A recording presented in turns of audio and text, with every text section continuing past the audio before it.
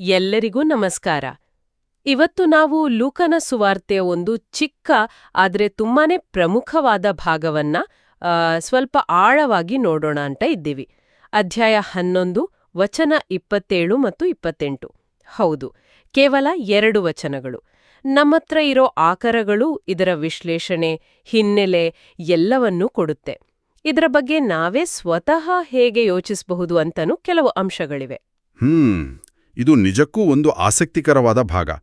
ಯಾಕಂದ್ರೆ ಇಲ್ಲಿ ಯೇಸುಕ್ರಿಸ್ತರು ಭಾಗ್ಯ ಅಂದ್ರೆ ಏನು ಅನ್ನೋದನ್ನ, ಅಂದ್ರೆ ಆ ಕಾಲದ ಜನರ ತಿಳುವಳಿಕೆಯನ್ನೇ ಒಂಥರ ಪ್ರಶ್ನಿಸಿ ಅದಕ್ಕೆ ಹೊಸ ಅರ್ಥ ಕೊಡ್ತಾರೆ. ಒಬ್ಬ ಮಹಿಳೆಯ ಸಹಜವಾದ ಮಾತಿಗೆ ಅವರು ಕೊಟ್ಟ ಉತ್ತರ ಇದೆಯಲ್ಲ, ಅದು ನಮ್ಮನ್ನ ಯೋಚನೆಗೆ ಹಚ್ಚುತ್ತೆ. ಹೌದು, ಭಾಗ್ಯದ ಯೋಚನೆಯನ್ನೇ ಬದಲಾಯಿಸ್ತಾರೆ ಅಂದ್ರಲ್ಲ, ಕೇಳೋಕೆ ಕುತೂಹಲ ಆಗ್ತಿದೆ. ಸರಿ, ಹಾಗಾದ್ರೆ ಈ ಘಟನೆ ನಡಿಬೇಕಾದ್ರೆ ಅಲ್ಲಿ ಪರಿಸ್ಥಿತಿ ಹೇಗಿತ್ತು? ಅಂದ್ರೆ ಏನು ನಡೀತಿತ್ತು ಅಲ್ಲಿ? ಆಕರಗಳು ಸ್ಪಷ್ಟವಾಗಿ ಹೇಳೋ ಪ್ರಕಾರ ಯೇಸು ಆಗ ತಾನೇ ಒಂದು ದೊಡ್ಡ ಪವಾಡ ಮಾಡಿದ್ರು. ಲೂಕ 11ನೇ ಅಧ್ಯಾಯ 14ನೇ ವಚನ ಹೇಳುತ್ತೆ, ದೆವ್ವ ಹಿಡಿದಿದ್ದ ಒಬ್ಬ ಮೂಕ ವ್ಯಕ್ತಿಯನ್ನ ಗುಣಪಡಿಸಿದ್ರು. ದೆವ್ವ ಹೋದ ತಕ್ಷಣ ಅವನು ಮಾತಾಡೋಕ್ ಶುರು ಮಾಡ್ದ. ಜನರಿಗೆಲ್ಲ ಆಶ್ಚರ್ಯ ಆಯ್ತು. ಅಂಥದ್ದು ನಡೆದ ಮೇಲೆ ಎಲ್ಲರೂ ಖುಷಿ ಪಟ್ಟಿರ್ಬೇಕಲ್ವೇ?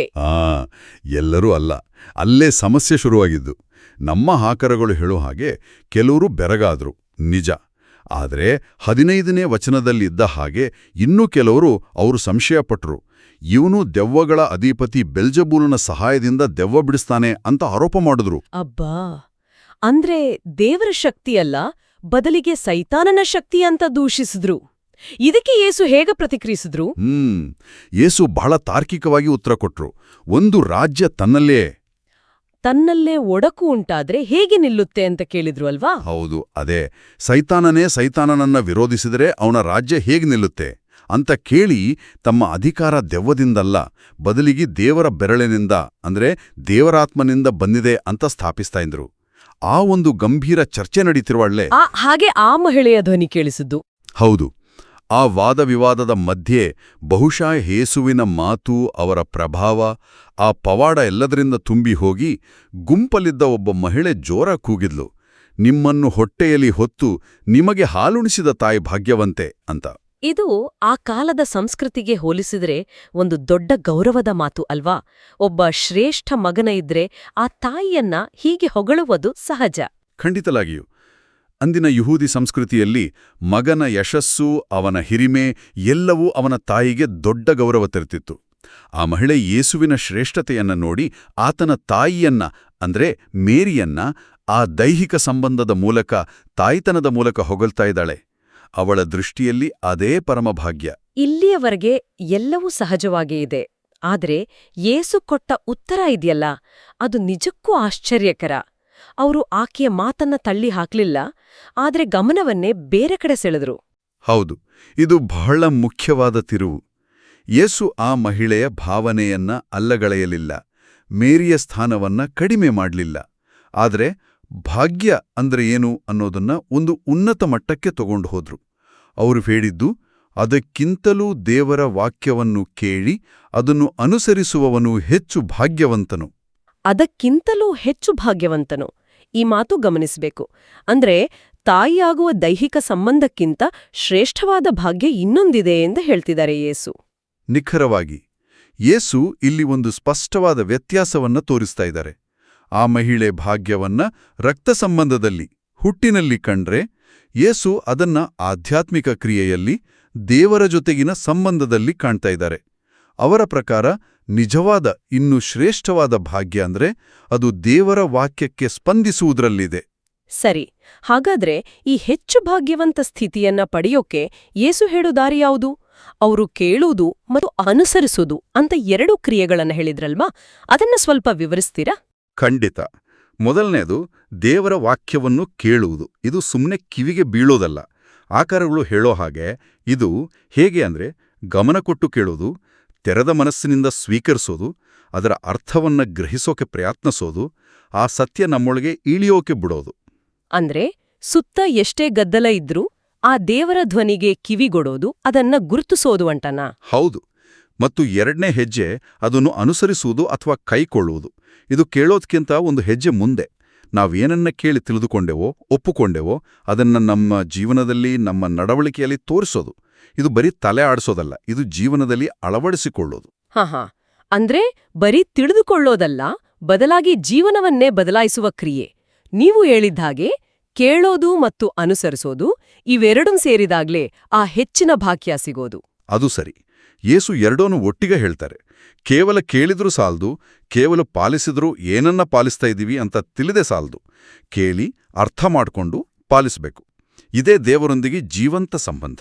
ಇದರ ಆಧಾರದ ಮೇಲೆ ನೋಡಿದ್ರೆ ಯೇಸು ಒಂಥರ ಹೊಸ ಕುಟುಂಬದ ಪರಿಕಲ್ಪನೆಯನ್ನ ಕೊಡ್ತಾ ಇದ್ದಾರಾ? ಅಂದ್ರೆ ರಕ್ತ ಸಂಬಂಧಕ್ಕಿಂತ ಮಿಗಿಲಾದ ಒಂದು ಆಧ್ಯಾತ್ಮಿಕ ಸಂಬಂಧದ ಬಗ್ಗೆ ಹೇಳ್ತಿದ್ದಾರಾ? ಖಚಿತವಾಗಿಯೂ. ಈ ಆಲೋಚನೆ ಯೇಸುವಿನ ಬೇರೆ ಬೋಧನೆಗಳಲ್ಲೂ ಇದೆ. ಉದಾಹರಣೆಗೆ, ಮಾರ್ಕನ ಸುವಾರ್ತೆ 3ನೇ ಅಧ್ಯಾಯದಲ್ಲಿ ಯೇಸುವಿನ ತಾಯಿ, ಸಹೋದರರು ಬಂದಾಗ ಯೇಸು ತನ್ನ ಸುತ್ತ ಇದ್ದವರನ್ನ ತೋರಿಸಿ, ಯಾರು ದೇವರ ಚಿತ್ತದಂತೆ ನಡೀತಾರೋ ಅವರೇ ನನ್ನ ಸಹೋದರ, ಸಹೋದರಿ, ತಾಯಿ ಅಂತ ಹೇಳ್ತಾರೆ.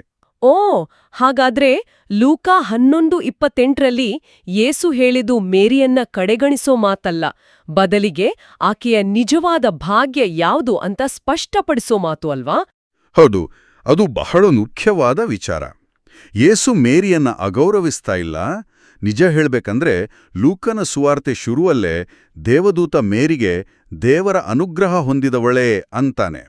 ಆಮೇಲೆ ಮೇರಿ, ಇಗೋ ನಾನು ಕರ್ತನ ದಾಸಿ, ನಿನ್ನ ಮಾತಿನಂತೆ ಆಗಲಿ ಅಂತ ಹೇಳುವ ಮೂಲಕ ದೇವರ ಚಿತ್ತಕ್ಕೆ ತನ್ನನ್ನು ಒಪ್ಪಿಸ್ಕೊಳ್ತಾಳಲ್ಲ, ಆ ವಿಧೇಯತೆಯೇ ಅವಳನ್ನು ನಿಜವಾಗಿಯೂ ಭಾಗ್ಯವಂತಿಯಾಗಿ ಮಾಡುತ್ತೆ.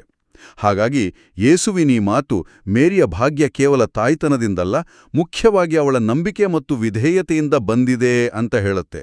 ಮತ್ತೆ ಅಂತಹ ಭಾಗ್ಯ ಎಲ್ಲರಿಗೂ ಸಿಗುತ್ತೆ ಅಂತನೂ ಸೂಚಿಸ್ತಾಳೆ.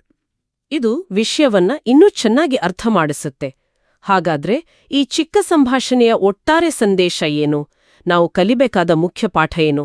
ಇದರ ಸಾರಾಂಶ ಅಂದ್ರೆ, ಕ್ರೈಸ್ತ ದೃಷ್ಟಿಯಲ್ಲಿ ನಿಜವಾದ ಭಾಗ್ಯ ಅಥವಾ ಆಶೀರ್ವಾದ ಅನ್ನೋದು ನಮ್ಮ ಹುಟ್ಟು, ನಮ್ಮ ಕುಟುಂಬ, ನಮ್ಮ ಸಮಾಜದಲ್ಲಿನ ಸ್ಥಾನಮಾನ ಇವು ಯಾವುದರಿಂದಲೂ ಅಳೆಯಲ್ಪಡುವುದಿಲ್ಲ. ಬದಲಾಗಿ ಅದು ಸಂಪೂರ್ಣವಾಗಿ ದೇವರ ವಾಕ್ಯಕ್ಕೆ ನಾವು ವೈಯಕ್ತಿಕವಾಗಿ ಹೇಗೆ ಸ್ಪಂದಿಸ್ತೀವಿ ಅನ್ನೋದರ ಮೇಲೆ ನಿಂತಿದೆ. ಅದನ್ನ ಶ್ರದ್ಧೆಯಿಂದ ಕೇಳಿ, ನಂಬಿಕೆಯಿಂದ ಸ್ವೀಕರಿಸಿ ಪಾಲಿಸೋಕ್ಕೆ ನಾವು ತೋರಿಸೋ ಬದ್ಧತೆ ಇದೆಯಲ್ಲ, ಅದೇ ನಮ್ಮನ್ನ ದೇವರೊಂದಿಗೆ ಒಂದು ಆಳವಾದ, ಶಾಶ್ವತವಾದ ಕುಟುಂಬ ಬಂಧದಲ್ಲಿ ಸೇರಿಸುತ್ತೆ. ಇದೇ ಯೇಸು ಹೇಳಿದ ಹೆಚ್ಚಿನ ಭಾಗ್ಯ. ಇದು ಹುಟ್ಟಿನಿಂದ ಬರೋ ಹಕ್ಕಲ್ಲ, ಇದು ನಂಬಿಕೆ ಮತ್ತು ವಿಧೇಯತೆಯಿಂದ ಬರುವ ಸ್ಥಿತಿ. ಇದು ನಿಜಕ್ಕೂ ಯೋಚನೆ ಮಾಡಬೇಕಾದ ವಿಷಯ. ನಮ್ಮ ಆಕರಗಳಲ್ಲಿ ಕೊನೆಗೆ ಧ್ಯಾನಕ್ಕೆ ಕೊಟ್ಟಿರೋ ಅಂಶಗಳು ಇದನ್ನ ನಮ್ಮ ಜೀವನಕ್ಕೆ ಅನ್ವಯಿಸೋಕೆ ಸಹಾಯ ಮಾಡ್ತವೆ. ಮೊದಲನೇ ಪ್ರಶ್ನೆನೇ, ನಾವು ನಿಜವಾಗಿಯೂ ದೇವರ ವಾಕ್ಯವನ್ನ ಕೇಳಲು, ಅಂದ್ರೆ ಆಳವಾಗಿ ಗ್ರಹಿಸಲು, ಅದರ ಜೊತೆ ಸಮಯ ಕಳೆಯಲು ಪ್ರಯತ್ನ ಮಾಡ್ತಾ ಇದ್ಯವಾ?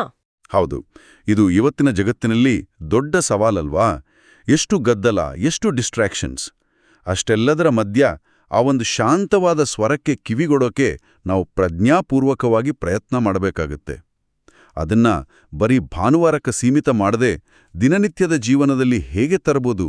ಮತ್ತು ಎರಡನೇ ಪ್ರಶ್ನೆ ಇನ್ನೂ ಹೆಚ್ಚು ಕಷ್ಟದ್ದು ಅನಿಸಬಹುದು. ನಾವು ಕೇಳಿದ್ದನ್ನ, ತಿಳಿದಿದ್ದನ್ನ ಅನುಸರಿಸಲು, ಅಂದ್ರೆ ನಮ್ಮ ನಡವಳಿಕೆಯಲ್ಲಿ, ನಮ್ಮ ನಿರ್ಧಾರಗಳಲ್ಲಿ ತೋರಿಸಲು ಎಷ್ಟು ಪ್ರಾಮಾಣಿಕವಾಗಿ ಪ್ರಯತ್ನಿಸ್ತಾ ಇದ್ದೀವಿ? ಇದು ನಿಜವಾಗಲೂ ಆತ್ಮಾವಲೋಕನಕ್ಕೆ ಕರೀತಾ ಇದೆ. ನಮ್ಮ ನಂಬಿಕೆ ಬರೀ ತಲೆಯಲ್ಲಿ ಉಳಿದಿದೆಯಾ, ಅಥವಾ ಅದು ನಮ್ಮ ಕೈ, ಕಾಲುಗಳನ್ನ, ನಮ್ಮ ದೈನಂದಿನ ಜೀವನವನ್ನ ನಡೆಸ್ತಿದೆಯಾ? ಯೇಸು ಹೇಳಿದ ಕೇಳುವುದು ಮತ್ತು ಅನುಸರಿಸುವುದು ಅನ್ನೋ 2 ರೆಕ್ಕೆಗಳು ಸರಿಯಾಗಿ ಇದ್ದಾಗ ಮಾತ್ರ ನಂಬಿಕೆ ಹಾರೋಕೆ ಸಾಧ್ಯ. ಇದೇ ಆ ಹೆಚ್ಚು ಭಾಗ್ಯವಂತರಾಗುವ ದಾರಿ. ಹಾಗಾದ್ರೆ ಒಟ್ಟಿನಲ್ಲಿ ಹೇಳೋದಾದ್ರೆ ಲೂಕ 11:27-28ರ ಆ ಸಣ್ಣ ಸಂಭಾಷಣೆ ನೋಡೋಕೆ ಸರಳ ಅನಿಸಿದ್ರೂ ನಿಜವಾದ ಭಾಗ್ಯ ಅಂದ್ರೇನು ಅನ್ನೋದನ್ನ ಸಂಪೂರ್ಣವಾಗಿ ಬೇರೆ ರೀತಿಯಲ್ಲಿ ತೋರಿಸುತ್ತೆ. ಅದು ಹುಟ್ಟು, ಅದೃಷ್ಟ ಅಥವಾ ಸಂಬಂಧಗಳಿಂದ ಬರೋದಲ್ಲ, ಬದಲಿಗೆ ದೇವರ ವಾಕ್ಯದೊಂದಿಗೆ ನಾವು ಇಟ್ಟುಕೊಳ್ಳೋ ಆ ಸಕ್ರಿಯವಾದ, ಜೀವಂತವಾದ ವಿಧೇಯತೆಯ ಸಂಬಂಧವೇ ನಮ್ಮನ್ನ ನಿಜವಾಗಿಯೂ ಭಾಗ್ಯವಂತರನ್ನಾಗಿ ಮಾಡುತ್ತೆ. ಖಂಡಿತವಾಗಿ. ಇದು ಎಲ್ಲರಿಗೂ ಒಂದು ಆಹ್ವಾನ ಇದ್ದ ಹಾಗೆ. ಇದು ಕೇವಲ ಮೇರಿಗೆ ಮಾತ್ರ ಸೀಮಿತವಾದ ಭಾಗ್ಯ ಅಲ್ಲ. ಯಾರು ದೇವರ ವಾಕ್ಯವನ್ನ ಕೇಳಿ ಪಾಲಿಸ್ತಾರೋ ಅವರೆಲ್ಲರೂ ಆ ಹೆಚ್ಚಿನ ಭಾಗ್ಯವನ್ನು ಹೊಂದಬಹುದು. ಅಂದ್ರೆ ದೇವರ ಕಾರ್ಯದಲ್ಲಿ ಪಾಲುದಾರರಾಗುವ ಭಾಗ್ಯ. ಇದು ಸುಮ್ಮನೆ ಕೂತು ಪಡೆಯೋ ಆಶೀರ್ವಾದ ಅಲ್ಲ, ಇದು ಸಕ್ರಿಯವಾಗಿ ಭಾಗವಹಿಸಿ ಅನುಭವಿಸೋ ಭಾಗ್ಯ. ಈ ಚರ್ಚೆ ಮುಗಿದ ಮೇಲೆ ಮನಸ್ಸಲ್ಲಿ ಒಂದು ಪ್ರಶ್ನೆ ಉಳಿಯುತ್ತೆ. ನಾವೆಲ್ಲರೂ ಎಷ್ಟೋ ವಿಷಯಗಳನ್ನ ಕೇಳ್ತೀವಿ, ಜ್ಞಾನ ಸಂಪಾದನೆ ಮಾಡ್ತೀವಿ. ಆದ್ರೆ ಆ ಜ್ಞಾನ ನಮ್ಮನ್ನ ಬದಲಾಯಿಸದಿದ್ರೆ, ನಮ್ಮ ಕೆಲಸಗಳಲ್ಲಿ ಕಾಣಿಸದಿದ್ರೆ ಅದರ ನಿಜವಾದ ಬೆಲೆ ಏನೋ? ಯೇಸು ಹೇಳಿದ ಆ ಕೇಳುವಿಕೆ ಮತ್ತು ಅನುಸರಣೆಯ ನಡುವಿನ ಅಸೂಕ್ಷ್ಮವಾದ ಆದರೆ ಅತಿ ಮುಖ್ಯವಾದ ಸೇತುವೆಯನ್ನ ನಮ್ಮ ಈ ವೇಗದ ಜೀವನದಲ್ಲಿ ನಾವ್ ಹೇಗೆ ಕಟ್ಟಿಕೊಳ್ಳಬಹುದು? ಬಹುಶಃ ಇದು ನಾವೆಲ್ಲರೂ ನಮ್ಮಷ್ಟಕ್ಕೆ ಕೇಳಿಕೊಳ್ಬೇಕಾದ ಪ್ರಶ್ನೆ ಅನಿಸುತ್ತೆ.